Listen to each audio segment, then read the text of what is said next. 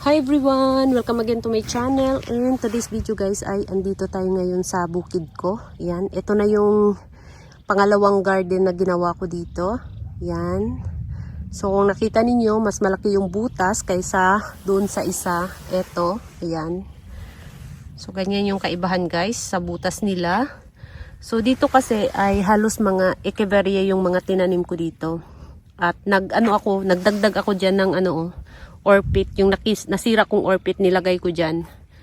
Yan. So, dito naman, ang mga tinanim ko dito ay halo-halo. Mayroong seda, mayroong graftoberia, mayroon ding echeveria. Ayan, halo-halo na yung mga tinanim ko dito. So, sa mga naisip ko lang kung ano yung gusto kong itanim dito at yung mga sedam ko na nasira din nung summertime at gusto kong paramihin, ayan, tinanim ko dito. Yan. So, isa-isahin natin kung ano yung mga tinanim ko dito. Ito, una, si Joyce Tarok. Ayan. Nasira to nung last year ng mga bandang summer. Nakalbo siya, guys. Buti na lang at naka-recover siya pagdating ng autumn at winter time. Yan, naka-recover siya. Nagkaroon siya ng mga dahon ulit. So, ang ganda kasi nitong si Joyce Tarok. Kaya nilagay ko dito para mas lalo siyang dumami. Para pwede ko siyang ilagay sa mga arrangement. Ayan.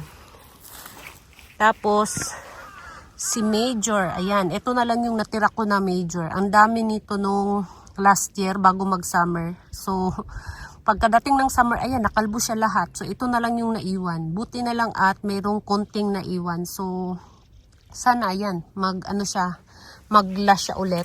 And, naglagay ako dito ng Ellen. Gusto ko rin paramihin si Ellen kasi maganda siya, chubby-chubby yung dahon. At, ito naman si Rolly. So, dalawang Rolly ko sapat. Ito siya na pumangit ng pumangit. Kaya nilagay ko siya dito. Ayan, Rolly. At ito naman si Jade Bust. Ayan. So, ito rin, kumunti na rin siya.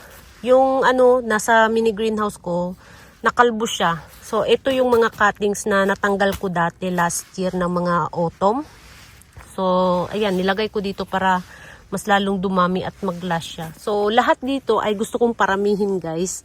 Kaya, dito ko tinanim. And, ito naman, hindi ko alam yung nito. Si Stonecraft yata to siya. Ayan. Stonecraft. Tapos, meron tayo ditong si Party Dress. Ayan. Nasira nung winter time. Kung nakita ninyo yung dahon sa dulo, ayan nag-dry na. Pero okay pa rin yung niya, sa gitnang niya, okay pa naman. So, makarecover din yan. At mayroon na siyang bagong ugat. So, ayan, sana lumaki siya dyan.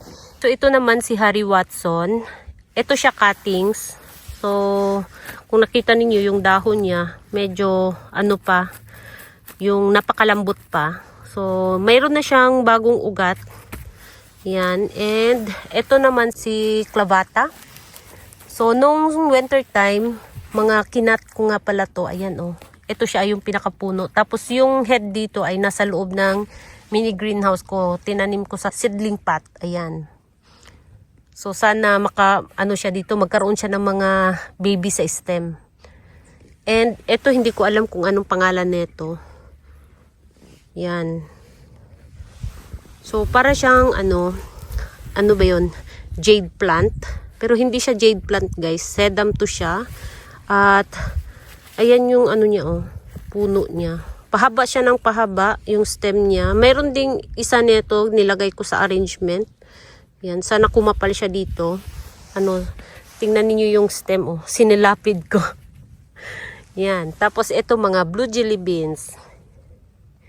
Yan, pang-accent yung ating blue jelly beans dito. At kasi to guys, maganda siya kapag winter time. Pulang-pula siya.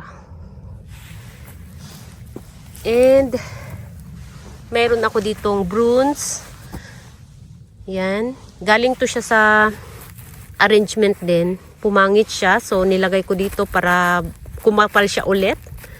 Yan, mga bruns. Tapos dito, mayroon pa ditong bakante kasi plano ko ditong lagyan ng echeveria, malaking echeveria. Tapos dito naman ay si Mirenay. Yan. So mga tinusok ko lang yan na Mirenay dyan. And ito, nakalimutan ko ang pangalan nito. Yan, maganda kasi ito siya guys. Pumupula yung dahon niya sa dulo. Ayan oh, kita ninyo, pumupula siya. So dito naman ay nakalbo na baby. Nakalbo siya. Itapon ko na sana, kaya lang napansin ko ang dami niyang baby sa stem. Ayan oh, kung nakita ninyo yung baby dito sa stem. Ang dami niyang mga baby. So ayan, nilagay ko na lang siya dyan. Baka sakaling yung mga baby ay lumaki. Tapos ito rin baby din to.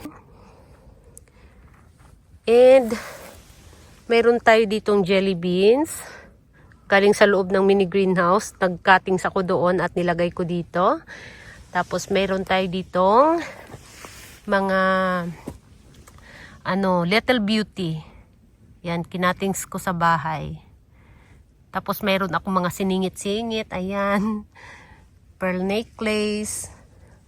Ito rin, siningit ko na rin to kasi sayang itapon. Si Dendra Gem. At meron din tayo ditong si Olivia. Yan. Sana dumami tong Olivia ko dito. Mag-cluster siya. Kasi mabilis lang siyang mag-cluster guys. At mayroong ugat na to siya. Yan. Kinatings ko doon sa pinaka-mother plant. At may ugat na rin siya. Ayan. 3 yung nilagay ko dito para kumapal yung Olivia ko. And yung Crazy in Ryan ko, dahil niripat ko at nagtanggalan yung mga baby, ayan, hindi na siya cluster yung Crazy in Ryan ko ngayon. Kasi natanggal yung mga baby niya, ayan. So, naglagay ako dito. Mga Crazy in Ryan. Tapos, meron din tayo ditong Marcos. Ayan, ang ating Marcos na cuttings. Tinusok ko na rin dito. Tapos, ito naman si, Vera Hagens. Ayan. So, iba yung dahon niya. Pahaba yung dahon niya, guys. Kung napansin ninyo. Ayan, pahaba. So, hindi to siya si bronze. Si bronze kasi, medyo pabilog yung dahon niya. Ito, pahaba. Ayan. Magkakulay lang sila. Tapos, dahil kumunti na ng kumunti yung aking ghosty. Ayan. Sana dumami siya dito guys. So gusto kong paramihin ulit para hindi ako maubusan ng ghosty. So sana dumami siya dito. Yan. Mga ghosty ko. Tapos ito may baby na oh. Kung nakita niyo oh, may mga baby na napalabas. Yan. Yung mga pinagputulan ko. Meron ng baby. Tapos ito naman, hindi ko alam kung anong sedum to. Kinuha ko lang din to sa bahay kasi kumunti na rin tong sedum na to. So, galing to siya sa mga tabi-tabi lang, nahulog na sedum dati. Ayan. So, kumunti na lang siya, kaya nilagay ko dito. Tapos, ito naman ay Frulifica. Ayan. So, yung puti guys ay pesticide. At, si red berry. Tapos, Frulifica ulit. Tapos, meron tayo ditong sedum ulit. Maganda siya tingnan kapag winter time. Pero pag summer time, ang dahon niya, yung pagka-compact niya ay hindi na ganito. Yan. Kapag summer time. So, maganda lang siya sa ngayon. So, kumunti na rin to siya, kaya naglagay ako dito para mas lalo siyang dumami. At nagkakaroon siya ng mga baby sa stem. Ayan oh. Diba? Tapos, purple haze. Ayan, yung purple haze ko din. Kumunti na rin ng kumunti. Kaya, ayan, naglagay ako dito ng mga sedum na kumukunti na. Para dumami ulit. Ayan. Yung mga sedum kasi gusto kong ilagay sa mga arrangement. Pangpaano siya sa mga space. Yung kapag may space pa na bakante, ayan, pwede siyang isingit para mas maganda tingnan yung mga arrangement. Kaya ayan, gusto kong paramihin yung mga sedum ko. So ayan guys, yung hitsura ng ating garden. So syempre hindi natin siya gawing rain or shine. Meron na akong naka-ready na stick and lagyan ko rin siya ng plastic. Ayan. Tatakpan rin natin siya ng plastic. So may bakante pa dito kasi meron akong ilalagay dito na succulents. So, yun guys, yung ano natin dito. Latest natin. Ayan. So, yung ano natin dito ay okay naman. Nagkaroon nga pala kami ng snow nung Wednesday. So, buti na lang at okay naman sila. Hindi naman sila nagkaroon ng frostbite dito. Kahit yung lupa nila. Sa ibabaw lang yung tuyo. Pero sa ilalim niyan ay basa. So, okay naman sila. So far, ayan oh, meron lang konting frostbite ito oh.